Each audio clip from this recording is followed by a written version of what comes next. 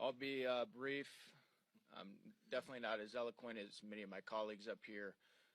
First, I want to speak to the politicians up here that are going to vote for this. Like many of my colleagues have said, you own it.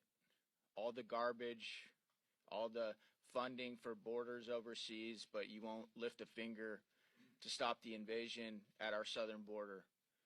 Here's the deal, guys. The American people, though they may be busy running their businesses, raising their families, they are busy, but they're not dumb.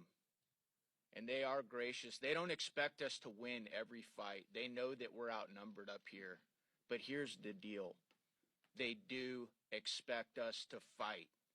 And that is something that this party has refused to do time and time again. And it's one of the most frustrating things to be a part of.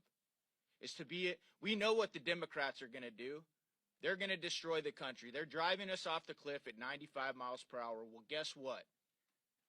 Our solution, the Republican Party, we're going to dial that down to 90 miles per hour, but we're still driving this thing off the cliff. We're backing it down a couple degrees, and it's pathetic. All right? Pick a principled fight. I don't know, maybe like the border invasion. I hear leadership say it's the hill we're going to die on.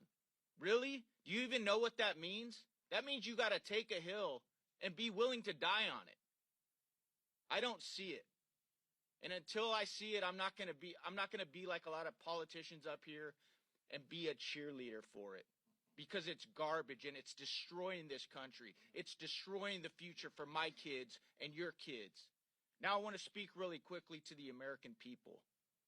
I know you're busy. I know it's hard out there. I know you're being killed by inflation. I know many of you have lost your kids to fentanyl. If you want to help us, start paying attention. And please, quit sending politicians up here who come to your town, who come to your Lincoln Reagan Day dinner talking about fiscal responsibility, border security, and then they vote on this crap repeatedly.